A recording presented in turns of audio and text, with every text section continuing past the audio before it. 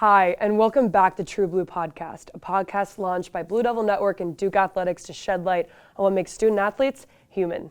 Today, we have a very special guest, Coach Young. Coach Young is the head coach of the women's softball team and is this podcast's first coach ever. We are so excited to have her. Her and I are going to be talking about her own softball playing experience, along with the importance of family to her and her program, and what it was like launching the first ever softball program here at Duke. Welcome, Coach Young. I see that ring. I mean, like, that is staring at me right now. Thank you so much for coming on this podcast. How are you doing? I'm great. I'm excited for another year, another season with a great group of women, and we're excited to take on season 8.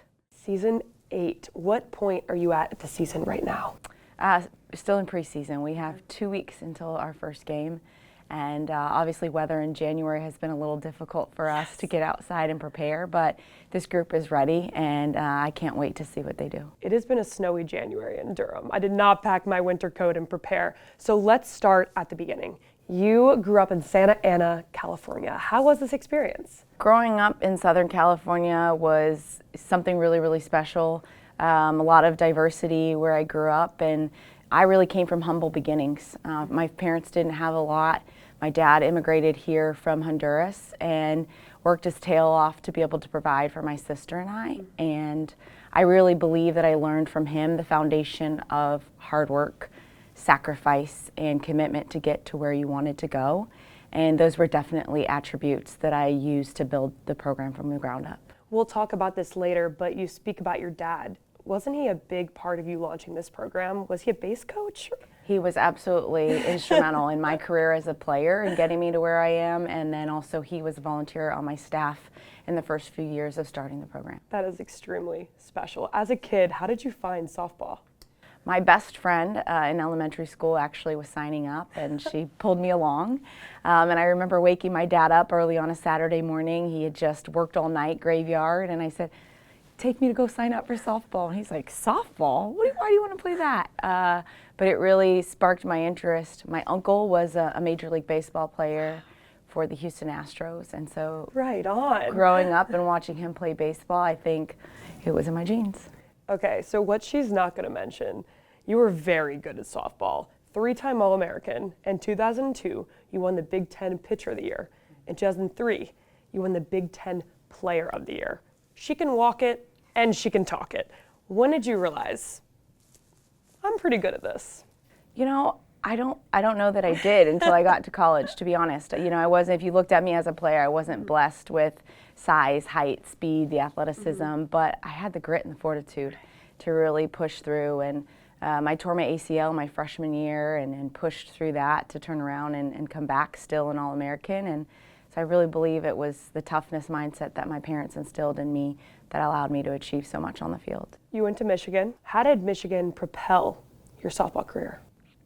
Hutch is an incredible coach, you know, really instilled in me how to be a Michigan woman, to put a program first and challenge me to be the best version of myself. And obviously going to the World Series 2 out of my 4 years really put me on the big stage, and I gained a lot of attention, which definitely propelled my credibility, I think, as a coach, trying to transition from a player to a coach. So you played professionally, and then you had aspirations of being a lawyer, which is really, really cool. And then you switched to coaching. What caused that career shift? You know, it was just by coincidence, to be honest. One of my former teammates had an indoor softball facility, and she needed a pitching coach to teach pitching lessons, and so she reached out. I was studying for the LSAT, you know, on my way to going to law school, and so I started giving lessons here and there and really fell in love with, you know, my connection with players, my ability to change their perspective about themselves and the game, and caught the coaching bug, so there it went. You had a remarkable career as a player and now a coach, but it's notable that a lot of good players don't make good coaches. How did being a player shape your coaching philosophy? I think a lot of it came down to, again, I didn't have just it wasn't my athletic ability, it was my mindset, it was my work ethic. And so I realized how important those things were and the impact that I could have as a coach on my players. It was needed to be far more than just the athletic ability. Marissa, you were dangerous at the plate, and now you are a pitching coach and a head coach. How do those combine together with your coaching values and what you want to give off to your players? Yeah. I mean, obviously pitching is really important in the game, but I also loved hitting and I loved being a part of a team offense. And that has helped shaped me as a coach. I feel like I see the whole game. I'm not just one-sided. So I love being in the bullpen with our pitchers and helping develop them. But I equally love being on the field and helping contribute to the bigger picture and the vision. And obviously I couldn't do both without the amazing coaching staff that I have that really owns their role and does their part. Coach, take me to the moment of you taking this job, a program that hasn't started and would start with you. It was surreal. We'll talk later about being a mom and a coach, but I actually had to pick my kids up from school, and they sat in the car as I did my final interview here at Duke. And so when I finished and I left the office, I got back into the car and just sat into the driver's seat with them for a moment, and they all asked, my husband and the kids, how'd it go? And I was like, I got the job. I got the job. And just knew at that moment that life for all of us would change in such a big way. And while it was very exciting, it was also a lot of responsibility that I knew would fall on my shoulders to lead this program from the ground up. You were the face of this program when it started. What was your vision for the program? Just excellence. I mean, the tradition that Duke has here, athletically, academically, I knew that I had a lot ahead of me. But I wanted to create a program that would be a perennial softball program, one that people would look to for excellence on and off the field. And achieving success would be difficult, but I wanted sustained success. So you came on in 2015. How do you as a coach build and start recruiting to a program that hasn't started yet? Really selling a vision, right? This is who I am, this is what I've done as a player, this is what I want to do as a coach. And obviously being at a place like Duke with the name and the resources, people believed that we could get it done. And to join me in doing that took a lot of faith on their part, but we've done it together. You described the process of starting this program quite humbly. You started recruiting when you just had a dirt lot, and now you have video boards, now you have fans, now you have a home. How did you recruit from basically nothing to this year going to the College World Series? Yeah, it's so much better to be able to talk about and sell where our program is and the things that we've accomplished instead of the vision, right? And so early on, it was really describing what we could do as a program and hoping people wanted to be a part of that. And so now to be there on the big stage and to be able to say we've accomplished the things that I said we would from day one is just incredible. 4 years of playing. In 2021, you won your first ACC tournament. What an honor. What did that feel like? I think setting the stage, you know, before that championship, we endured COVID. And what started as our best year yet was cut short with COVID after we had just beat Texas at home. It was really difficult to handle and to know that our kids would come back and still pick up where they left off was risky. But they did it. And I was so proud of just how resilient they were, how tough they were to literally win a championship through a world pandemic. It doesn't get any better. That is absolutely a testament to you and your team. This past season in 2024 was your most successful season yet. You won ACC Coach of the Year, you won the ACC tournament, and your program went to its first ever College World Series. What did this mean to you and the program? I still get emotional thinking about it. I think that we continue to show up at our best when we're most challenged, and for it to be the toughest year of my life personally, given my husband's medical challenges, and to achieve things we've never done as a program just speaks volumes about the women in it and the coaching staff, that we continue to rise to the challenge in the most difficult situations. You've been here for 9 years. Each year, you perform better statistically as a team and as a coach. How do you build success over time? We never settle. I think that we continue to want to raise the bar and we stay true to our values, right? Success doesn't change who we are or how we go about things. and we have been really focused on our core values since day one, and we show up every day working to live those out. And so outcomes don't change that. We stay really focused on the process. And each year the girls come back hungry for more. Zooming back to the 2024 season, with that much success, what do you think was special about that squad in particular, and how do you build going into this season? As I said, I had to step away in the fall of that year to take care of family and take care of home, and that group was determined to have my back, and they always said, Coach, we're going to keep this going. We're not going to let you down. And so I think that they had a lot to prove. They fell short twice in super regionals, so they wanted to get to the Women's College World Series, but they also knew how difficult life was for me in that moment, and softball was really my escape, and I'm thankful to them for being there for me. Starting off the season really hot, you travel a lot and you play some extremely challenging opponents. Is there a reasoning behind this? Absolutely. You have to play the best to be the best, and we know that the NCAA committee looks at our strength of schedule heavily at the end of the season when they're placing people in postseason rankings, and so we have to get out there and play great competition. I also love being on the road. I mean, traveling together and taking those journeys really helps strengthen a team's bond. The times that we get together and the memories we create, those last a lifetime. I know some Duke softball players, and I feel like in the spring they are away more than they are home. Do you think having a very strong schedule in the beginning prepares you for ACC matchups? Absolutely. I mean, you have to adjust playing on the road. There's a lot of adversity, playing on fields you're not familiar with, playing at different times. And so learning to handle all of those factors really makes ACC play easy, but it also prepares us for postseason. My personal favorite thing about you is another aspect about you is that you're a mom. You're a mom of 4, 2 which play softball at a very high level, top recruits, and then 2 football.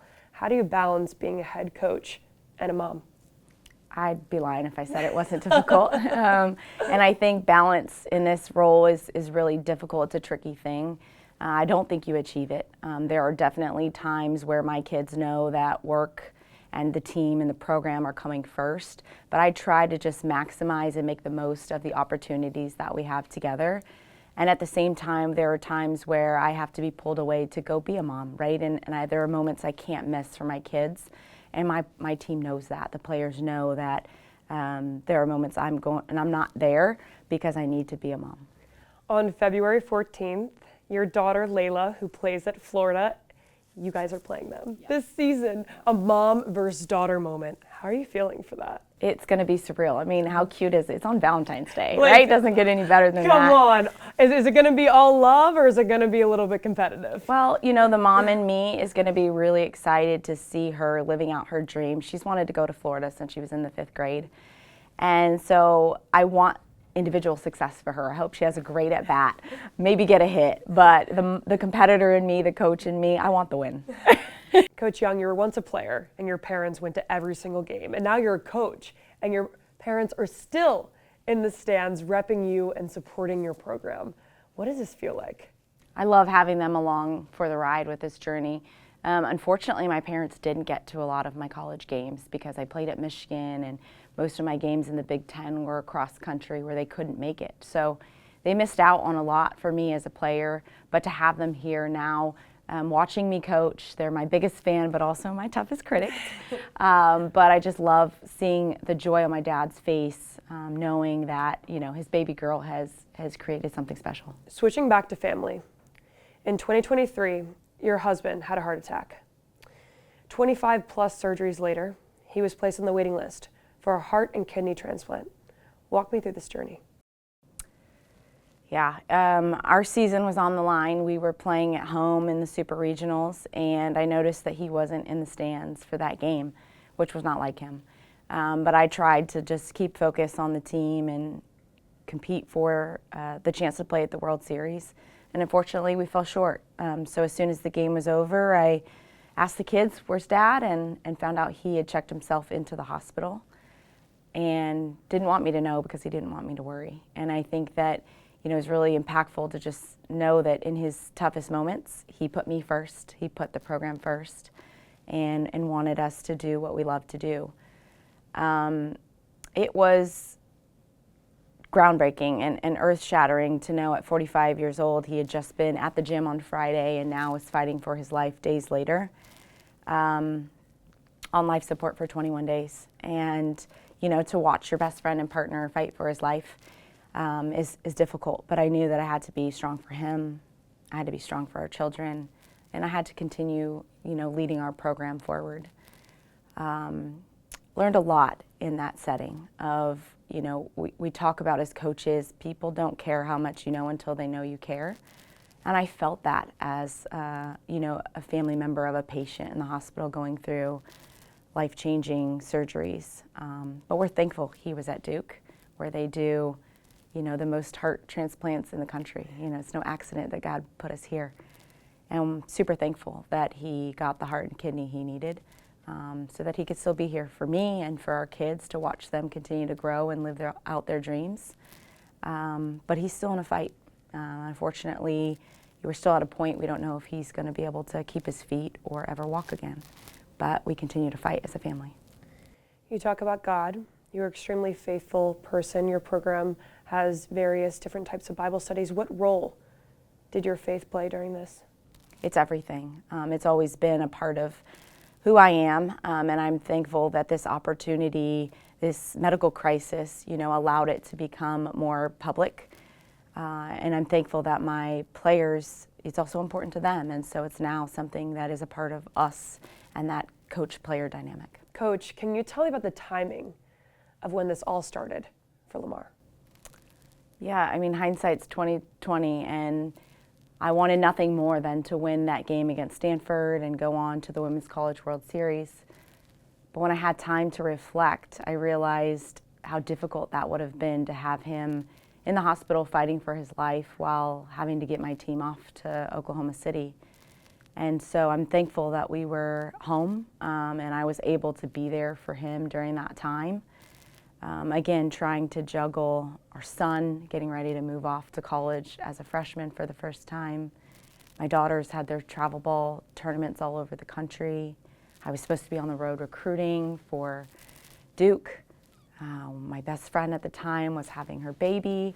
There's just so much going on in trying to manage life and keep going even in the most difficult times. You're a coach, you're a mom, and you're a caregiver. How do you balance? It's tough. He needs me, my kids need me.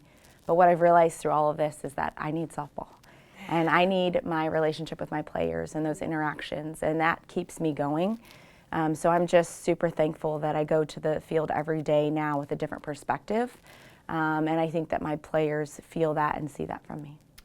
In 2024, when you went to the World Series, Lamar was there to see you play. What were the feelings in that moment, seeing him in the stands for the first time? It was just everything you've ever worked for coming together, a dream come true. For my players to be able to achieve their little girl dream of being at the World Series, it's what I wanted as a coach. But to know that he was healthy enough to be there, to see it, that everything he's fought through the last year paid off was really special. During this time, when you had so many roles, you were wearing so many hats, what was the most challenging part? Just time. And I know that people say that you just feel like you don't have enough time in the day. You don't know how strong you are until you have to be, really. And so for me, feeling like I didn't have enough time for my kids, or I'd have to take my husband to doctor's appointments, so I'd have to miss a meeting or maybe a bullpen. And the struggle was just, I wanted everybody in my life to know how important they were. And even though I couldn't be there physically, I wanted to be, right? And my heart was with them, my mind was with them. They were always on my mind of what I could do to help them achieve their goals. Coach Young, I want you to know that you are extremely important and extremely valued to not only your program, your family, but to this university. 2025 season is coming up. What are you most excited about? This group is a terror. They are fun. They love to be challenged, and this year is going to be a challenge. Our schedule preseason is not a light one. So I'm excited to see how they rise to the challenge and achieve their goal of getting back and winning at the World Series. How would you describe this 2025 squad in one word? Fire. They are fire. I love it. Let's go. Coach Young, this was probably one of my favorite interviews I've ever had. Your dedication, your composure, your leadership is special. You're a leader, you're a mentor, you're a coach, you're a mom, you're a caregiver. You love so deeply, and it was an honor to have you on this podcast. And I cannot wait to watch you crush and lead those group of women this coming spring. Thank you so much, Coach Young, for coming. Thank you.